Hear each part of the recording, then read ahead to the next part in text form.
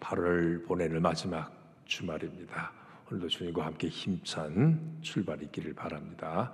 찬송가 449장 부르시면서 주님께 나아갑니다.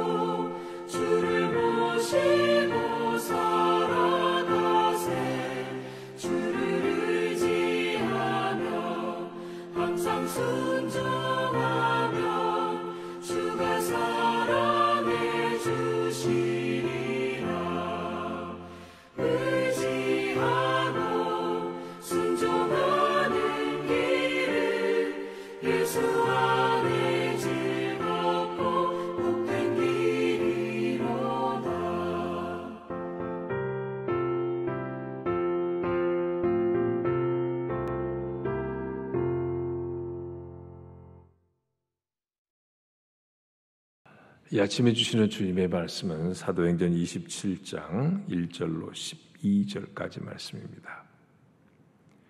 우리가 배를 타고 이달리아에 가기로 작정되매 바울과 다른 제수 몇 사람을 아구스도대의 백부장 율리오라는 사람에게 맡기니 아시아 해변 각처로 가려 하던 아드라무테노 배에 우리가 올라 항해할세 마게도냐의 데살로니가 사람 아리스다고도 함께하니라.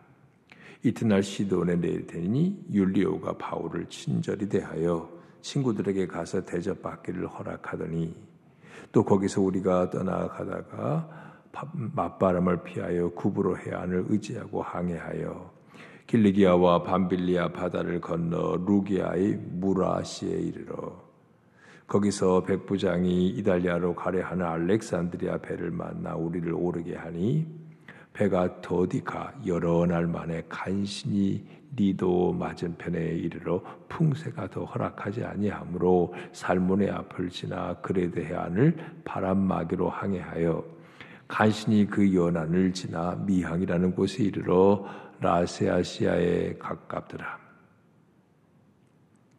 여러 날이 걸려 금식하는 절기가 이미 지났으므로 항해하기가 위태한지라 바울이 그들을 권하여 말하되 여러분이여 내가 보니 이번 항해가 화물과 배만 아니라 우리 생명에도 타격과 많은 손해를 끼치리라 하되 백부장이 선장과 선주의 말을 바울의 말보다 더 믿더라.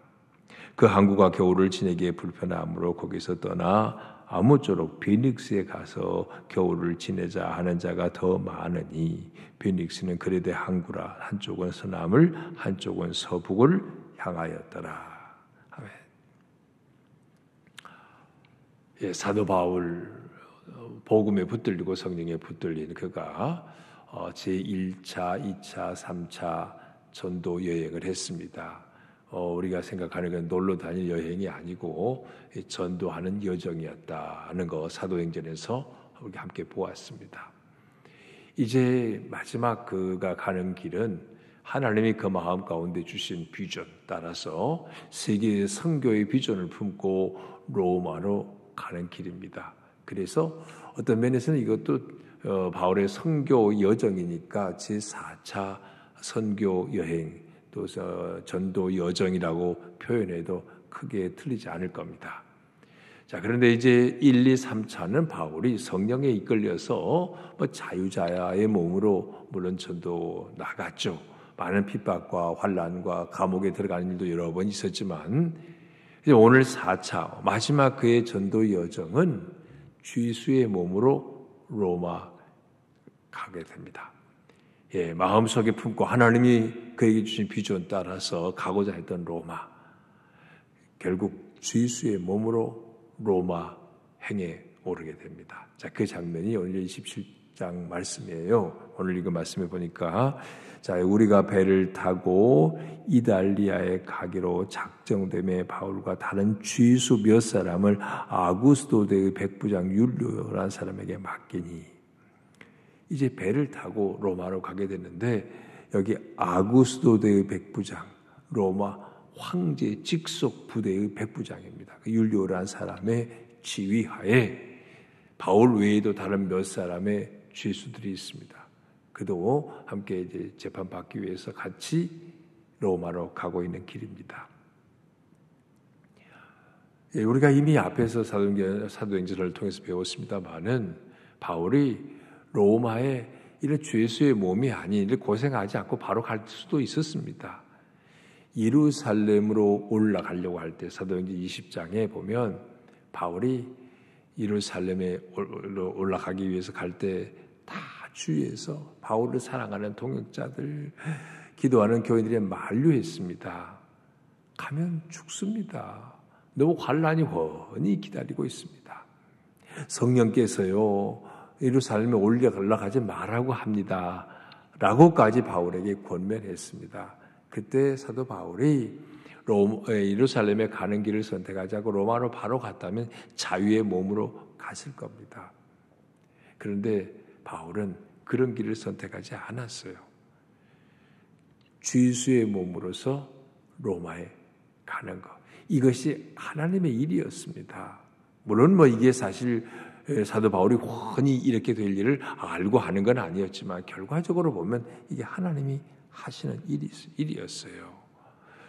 복음 전하기 위해서 로마 황실에 그 로마의 고위 직사람도 많이 만나서 그들에게 복음 전하기 위해서 바울은 쥐수의 몸으로 로마에 들어가게 됩니다. 자, 그토록 꿈에 그렸던 세계 선교의 비전, 그것이 막 화려하게 막 파송식하고 요즘으로 말하면 비행기 타고 이렇게 가는 여정이 아니었어요. 쥐수로서 배를 타고 가고 있습니다. 그렇지만 바울의 마음 안에는 세계의 심장인 로마를 복음화한다는 그 설렘, 막 열정이 막 충만한 가운데 죄수로서 배 타고 있지만은 아무 그게 개의치 않았을 겁니다. 정말 설레는 마음을 가지고 로마로 가고 있습니다. 자, 가는 여정. 오늘 2절에 보니까 아시아 해변 각처로 가려 하는 아드라몬네노 배에 우리가 올라 항해할세 마게도냐의 데살로니가 사람 아리스다우도도 함께하니라. 지금 바울은 적어도 의사인 누가와 함께하고 있습니다. 의사 누가가 바울의 동역자로 주치의로 따라 나서면서부터는 항상 그의 곁을 지켰습니다. 그래서 바울의 건강을 책임지고 그랬죠. 얼마나 고마운 사람이에요. 그런데 여기 간 일행에 이 데살로니가 사람 아리스다고도 합류하게 됐다 그랬어요. 데살로니가 사람 아리스다고 그는 그 데살로니가에서 데메드레베 우상 은장세 그 세공업자 그 일로 인해서 바울이 감옥까지 가지 않았습니까? 그때 아리스다하고도 함께 투옥됐던 사람이에요. 바울과 함께 복음과 함께 고난 받는 것을 피하지 않았던 사람입니다. 그가 바울이 가는 이 로마 행에 합류했습니다. 동역자 하나가 더 불어났다는 사실이 얼마나 기뻤겠어요. 자, 바울 곁에 그도 인간입니다. 그래 항상 혼자가 아니라 하나님께서 함께하는 사람 붙여주시는 거예요. 지금 의사인 누가와 그리고 아리스도가까지 함께해서 로마로 가고 있습니다. 그 배에 함께 탔어요. 그래서 바울은 모든 서신서의 마지막에 보면 꼭 그와 함께했던 동역자, 잊을 수 없는 이름들을 기록하고 있잖아요. 별처럼 빛나는 아름다운 동역자.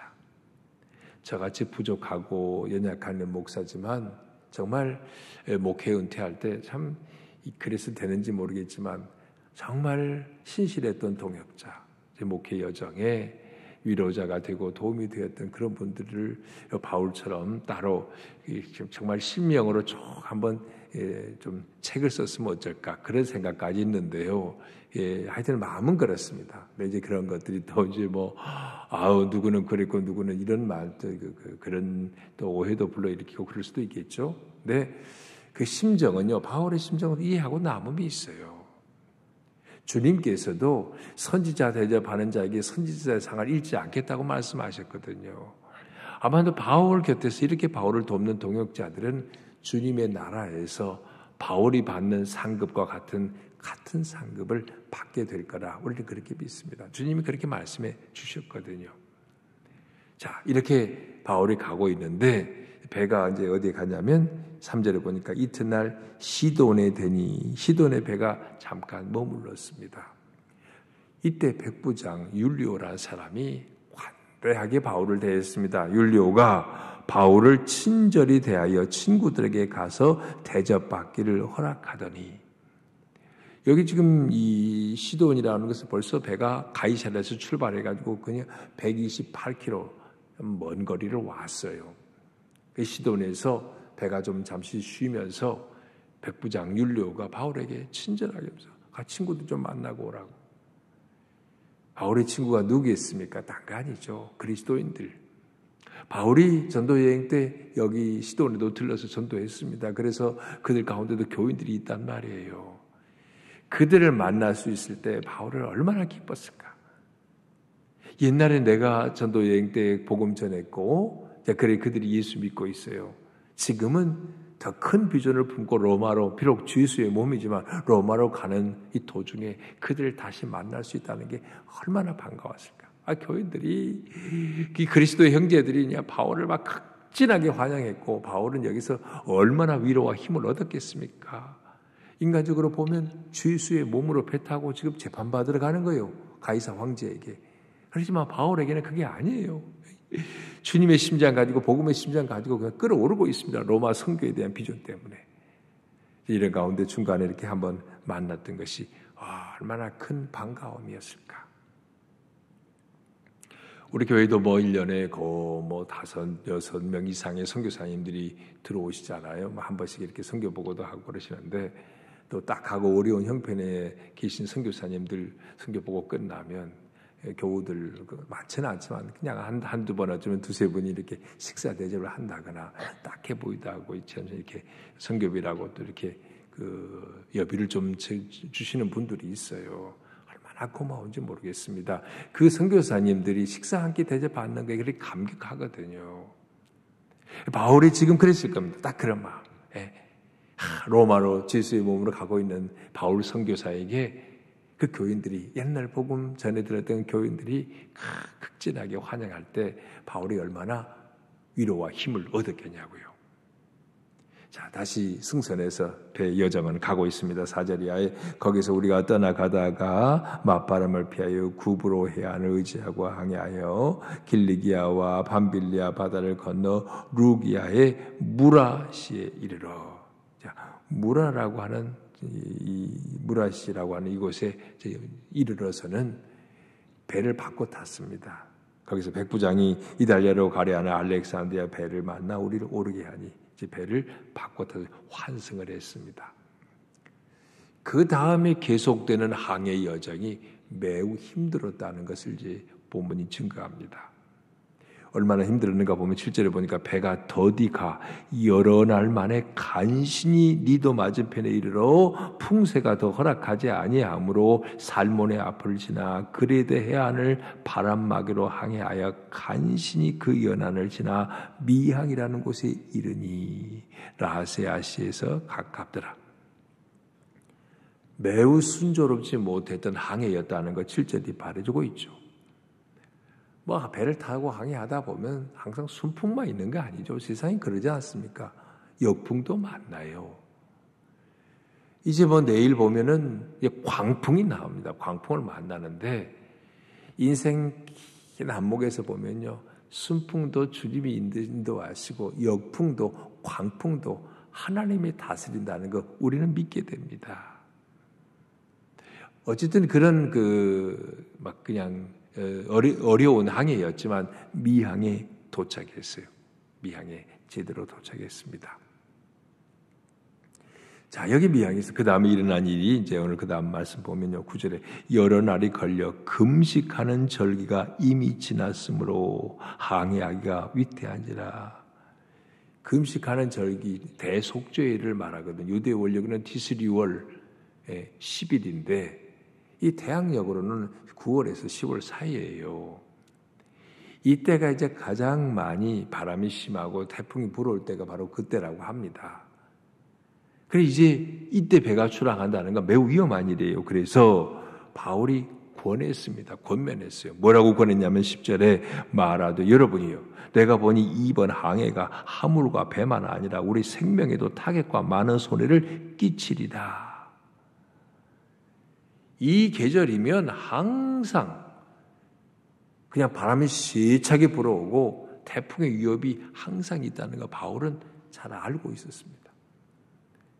물론 오늘 본문의 이 얘기는 바울이 한 이 권면은 뭐 하나님께서 계시로 그에게 들려주셔서 그런 건 아니에요. 오늘 내일 본문에는 이제 보면 그런 하나님께서 환상 중에 보여주신 말씀이 있지만 오늘 본문은 적어도 그건 아니거든요.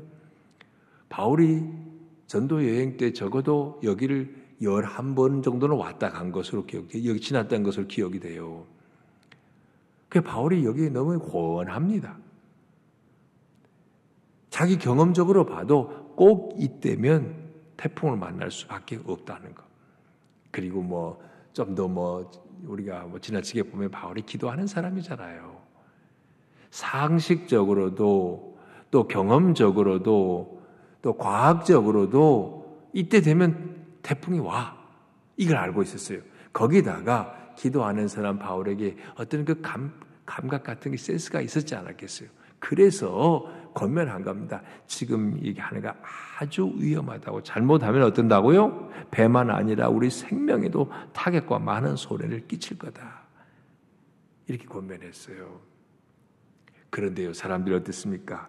백부장이 선장과 선주의 말을 바울의 말보다 더 믿더라. 백부장이 지금 여기 전체 키를 쥐고 있어요. 선장과 선주의 말을 더 밀었어요. 선장과 선주는 뭐라고 말했습니까? 12절에 보니까 그 항구가 겨울을 지내기에 불편함으로 거기서 떠나 아무쪼록 베닉스에 가서 겨울을 지내자. 베닉스는요, 여기서도 한참 더 한 75km 정도 가야 돼요. 미항은 너무 작아요. 근데 베닉스에 가면 큰 항구인데다가 정말 요즘 우리 말로 말하면 그냥 향락을 누리거나 좀 재미있는 거리도 좀 많이 있단 말이에요. 그러니까 선장과 선주가 거리로 가자고, 베닉스로 가자고, 거기 가서 겨울을 지내자고 이렇게 제안했는데 백부장 율리오는 선장과 선주의 말을 바울 말보다 더 믿었다 그랬어요. 이제 무슨 일을 이래고 나서 무슨 일을 다 갈지는 내일 본문에 보면 알죠. 이미 우리 사도행전을 다 알고 있는 사람은 알잖아요. 누구의 말을 들어야 하는가? 바울의 말을 들어야 하는가? 선장과 선주의 말을 들어야 하는가? 중요한 선택의 기록. 지도자의 결정이라는 건요, 매우 중요합니다. 이 지도자가 판단하고 결정하는 건 매우 중요해요. 그에 따라서 그 공동체 전체가 영향을 받게 되잖아요. 그런데 이 백부장 율리오는 선장과 선주의 말을 들었습니다. 그들의 말은 베닉스가 좋으니까 얼마나 즐길 것도 많고 안전해. 그러니까 거기까지 가야 한다는 거예요. 아무 위협을 무릅쓰고라도. 그들이 위협이 있다는 걸 전혀 모르는 바는 아니었을 겁니다. 선장과 선주가 뵙기를 좀 알았지 않았겠어요? 그런데도 그 욕심 때문에 빨리 베닉스 가서 좀 잘 쉬고 싶은 거야. 그리고 나름 자기들의 그 어떤 능력도 과시하고자 하는 마음도 있었을 거예요. 바울, 지가 뱃사람인가? 뱃사람은 우리지. 이런 마음도 있었을 거예요. 자기 지식과 경험이 또 문제가 될 때가 있어요. 우리가 흔히 이런 게 있잖아요. 운전할 때 운전을 전혀 못하는 사람은 운전석 옆에 조수석에 앉아서 같이 가도 운전하는 사람에 대해서 뭐라고 안 해요. 그러다가 언제 운전면허 따고 운전을 좀 하게 되면 이제 운전자를 막 뭐라고 하잖아요. 그런 거 부부간에도 많이 경험하는 일 아니에요? 그런 것처럼 이 지금 선장과 선주가 아마 이제 큰 소리 쳤을 거예요. 그래서 결국 율리오 백부장은 바울의 말을 듣지 않았습니다. 오늘 12절 다시 한번 읽어보겠어요. 베닉스에 가서 겨울을 지내자 하는 자가 더 많으니 그랬어요. 다수결로 결정을 했던가 봐요. 최종 판단은 물론 백부장이 했지만 다수결이 항상 옳은 것은 아닙니다. 이제 그 결과는 내일 본문에 보면 아십니다. 오늘 말씀 여기까지예요. 우리는요, 어떤 의견이 맞설고 주장이 맞설 때 내 뜻보다는 주님의 뜻을 구하는 이런 마음을 가져야 합니다. 그리고 우리가 하나님의 교회 공동체, 또 교회 안에서나 또 선교 역사에나 하나님의 나라를 위해서 일하는 데 있어서 주님의 일에 동역자가 되면 좋겠다. 목회자의 동역자, 선교사의 동역자. 이왕이면 그렇게 신앙생활하는 게 본인에게 행복이지 않았겠어요? 하나님 보실 때도 기쁜 일이고요. 그리고 때로는 경고의 말씀을 들을 때는 경성에서 정신을 바짝 차리고 귀 기울여 듣는 신실한 자가 되기를 기도해야 합니다. 바울의 경고의 말을 들었더라면 이런 조난을 안 당했을 텐데 오늘도 이런 마음으로 겸손히 주님 앞에 머리 숙이는 우리 가운데 주님께서 또 놀라운 은혜 부어 주실 줄로 믿습니다. 주님 감사합니다. 오늘도 주님의 말씀의 뜻을 따르고자 겸손히 주님 앞에 섭니다. 주님, 우리에게 말씀해 주시는 대로 그 뜻대로 살아갈 수 있는 신실한 믿음의 사람들이 되기를 원합니다. 주님, 우리가 교회 공동체 안에 신앙생활하면서 주님의 일에 헌신하는 사역자들을 돕는 자가 되기를 원합니다. 목회자와 선교사들 마음과 뜻과 정성으로 주님과 함께하는 마음 가지고 도움으로 인해서 하나님의 상급을 잊지 않은 자가 되게 하여 주시옵소서. 또한 때로는 경고의 말씀을 들을 때 귀 기울여 듣고 즉각 반응하는 신실한 자가 되게 하여 주시옵소서. 내일도 주일입니다. 8월을 마지막 보내는 주일, 이제 무더위도 서서히 물러가고 있습니다. 예배 자리에 와서 모두가 함께 하나님께 영광 돌리는 거룩하고 복된 주일이 되게 하여 주옵소서. 하루의 삶도 주님 손에 의지하오며 예수님 이름으로 기도합니다. 아멘. 하늘에 계신 우리 아버지, 아버지의 이름을 거룩하게 하시며 아버지의 나라가 오게 하시며 아버지의 뜻이 하늘에서와 같이 땅에서도 이루어지게 하소서. 오늘 우리에게 일용할 양식을 주시고 우리가 우리에게 잘못한 사람을 용서하여 준 것 같이 우리 죄를 용서하여 주시고 우리를 시험에 빠지지 않게 하시고 악에서 구하소서. 나라와 권능과 영광이 영원히 아버지의 것입니다. 아멘.